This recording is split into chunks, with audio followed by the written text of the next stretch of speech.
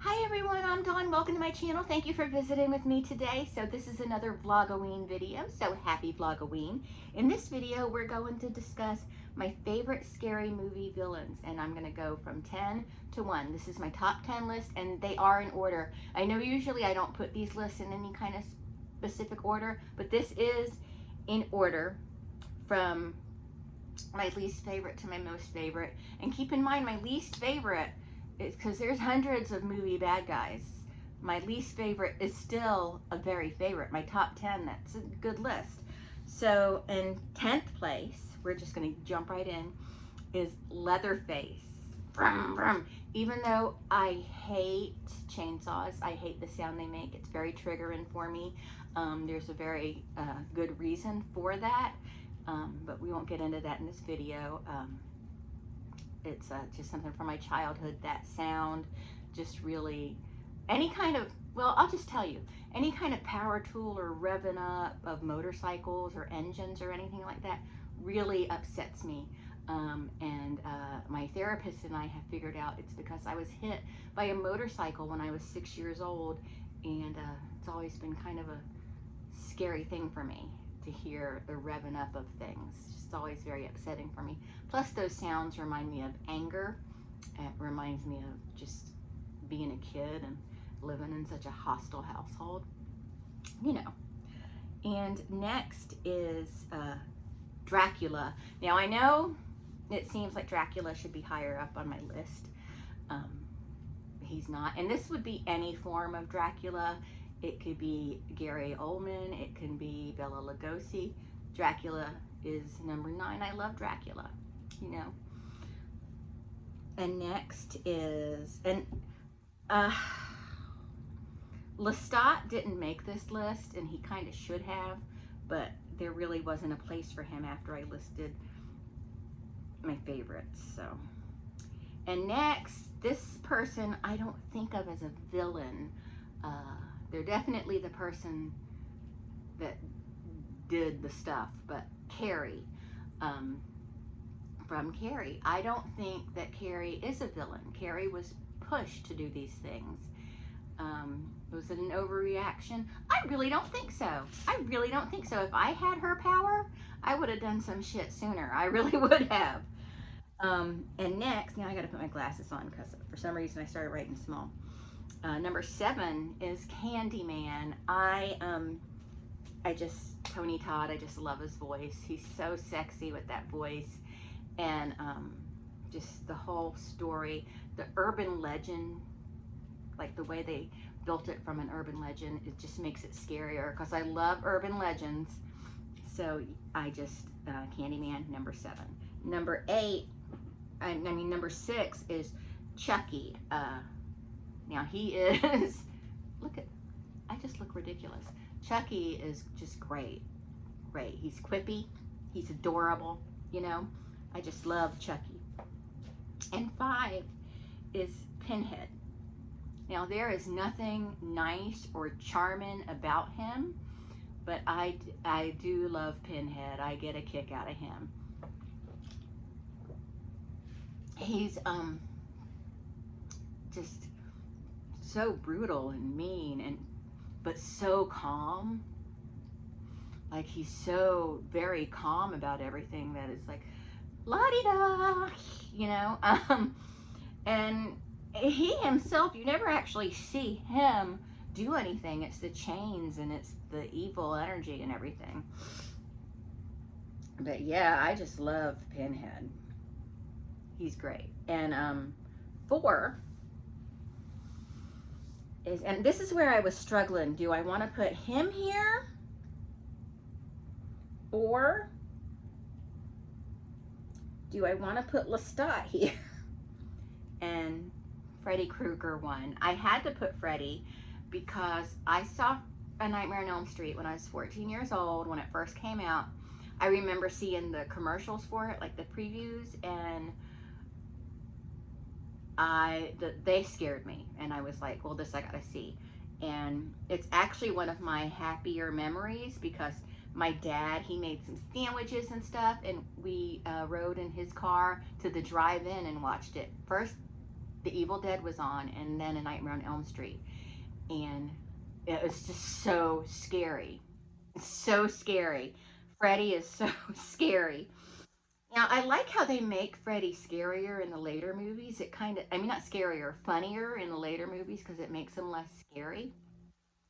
But at the same time, he sticks with you, you know, because everybody has to dream.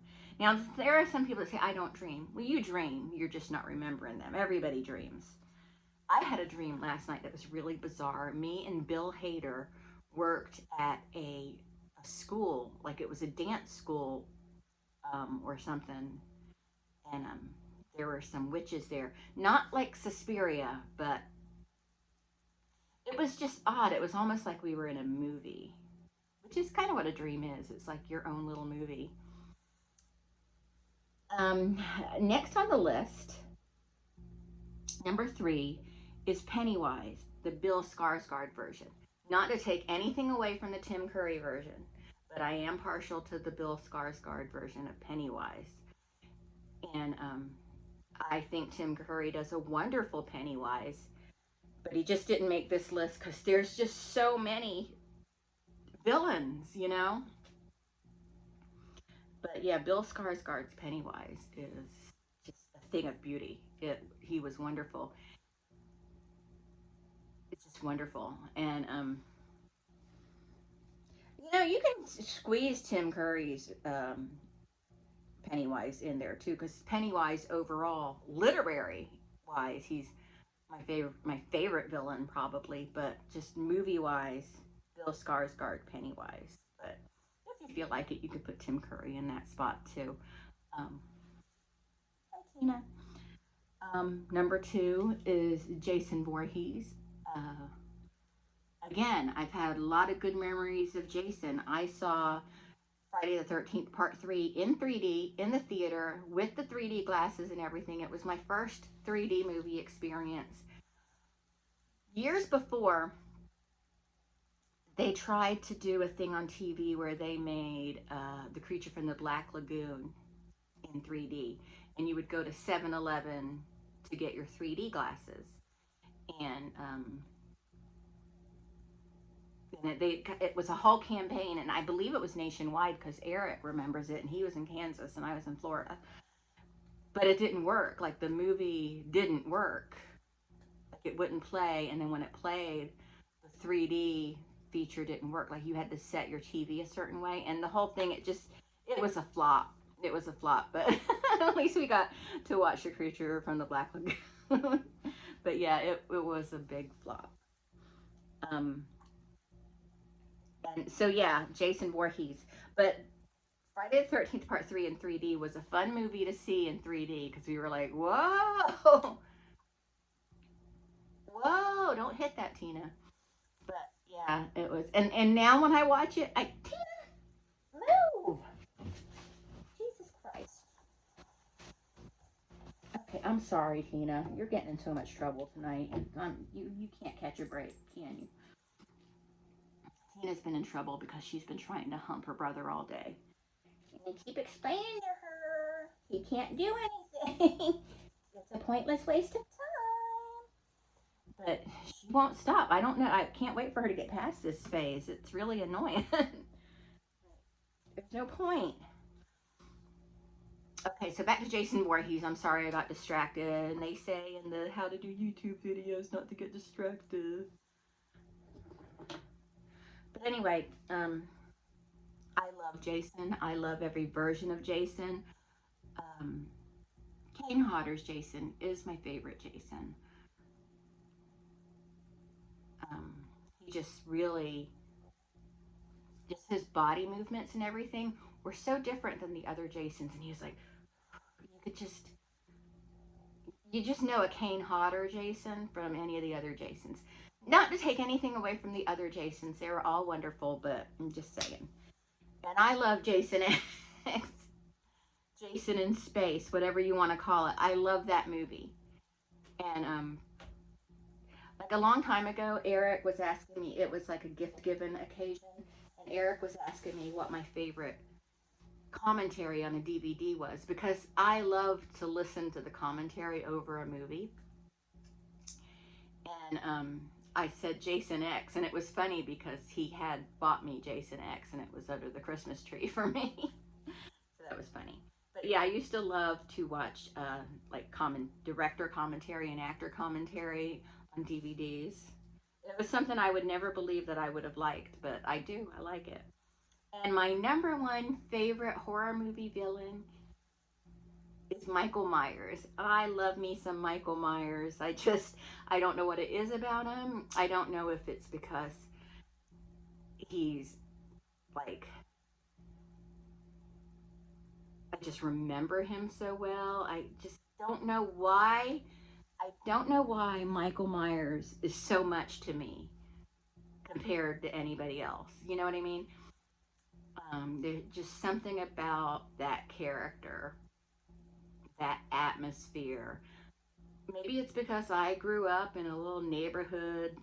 Well, I didn't grow up in a neighborhood like Haddonfield, but when we moved from that neighborhood, then I was in a neighborhood very much like Haddonfield, and it just reminds me of it. I don't know. I really don't know. But anyway, that's my list of my favorite movie villains. Why don't you, in the comments, write down, type in your favorite horror movie villain? I would love some suggestions. Maybe you're going to name someone I've never heard of before, and I can go check them out.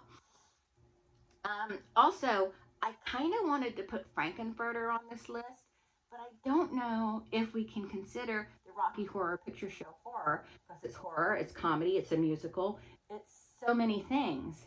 Even though Halloween is a great time to watch that movie. Um, so, in a sense, I would like to say Frankenfurter is one of my favorite horror movie villains, but I just don't know if I would see that as horror. Now, I could be very specific and say horror musical, but I can only think of like three horror musicals: um, the Rocky Horror Picture Show, Phantom of the Paradise, and oh, that one movie with the where they were the opera where they were selling the body parts. Repo Opera. Yeah. So anyway, those are my top 10 scary movie villains. And I hope you enjoyed this. Thank you so much for watching. I hope, did y'all get to see my shirt? I don't know, this store that we went to had a whole bunch of Nightmare on Elm Street 4 shirts. And I was like, wow, why did they go all in on Nightmare on Elm Street 4?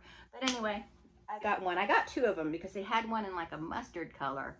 And I bought that one first. And Marshall really liked it because it's really big. I bought it big so I could wear it to bed. And so I got the red one and I gave him the mustard colored one. So, yeah. All right. Well, that's it. Thank you so much for watching. I'll talk to everyone later. Bye.